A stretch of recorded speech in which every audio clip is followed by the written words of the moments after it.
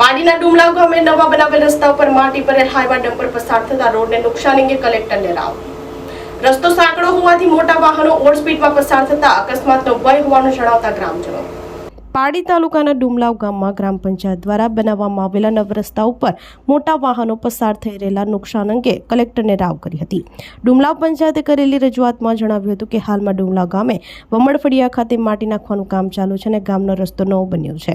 આ રસ્તો બન્યાને માંડ 10 દિવસ થયા છે। અહીં આ માટીના વાહનો હેવી ઓવરલોડ હાઈવા ડમ્પર જે 70 થી 80 ટન ભરીને ચાલે છે, જેના કારણે આ ગ્રામ્ય કક્ષા રસ્તાને ભારે નુકસાની પહોંચે છે અને આ રસ્તો સાંકડો છે। માટીના મોટા વાહનો ઓવરલોડ સ્પીડમાં પસાર થાય જેથી અકસ્માતનો ભય રહે છે, જેથી આ રસ્તા ઉપરથી માટી ભરેલા મોટા ઓવરલોડ વાહનો ગામમાંથી પસાર ન થાય તે માટે યોગ્ય પ્રયાસ કરી નવા બનેલા રસ્તાને બચાવ માંગ કરી હતી।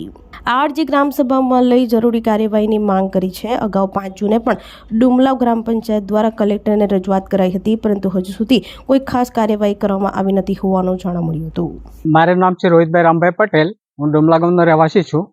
હાલમાં અમારે ગામમાં જે નવો રસ્તો બન્યો છે એ બન્યોને હજુ લગભગ 15 દિવસ પણ નથી થયા અને જે પ્રાઇવેટ લોકોએ અહીંયા જે જમીન રાખી છે એમાં મોટા મોટા ટ્રક ભરીને આવ્યા છે, તો રસ્તાનું ખરાબ થઈ ગયા છે। તો હવે ચોમાસું પણ બેસવાનું છે, તો રસ્તો નવો જ રસ્તો બન્યો છે તો ખરાબ થઈ જશે તો પછી રિપેર કરવા મુશ્કેલ થઈ જશે।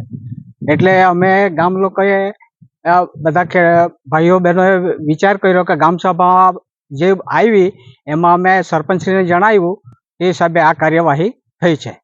એ લોકોએ છે તો પેલા જે વાડી રાખેલી છે એ અમને નામ તો નથી ખબર, પણ અહીંયા મોટી મોટી ગાડી માટી ભરીને લાવતા હતા, તો એના લીધે રસ્તો વધારે ખરાબ થવાની શક્યતા વધી જશે। એના માટે આ ગામ સભામાં અમે ઠરાવ કર્યો છે।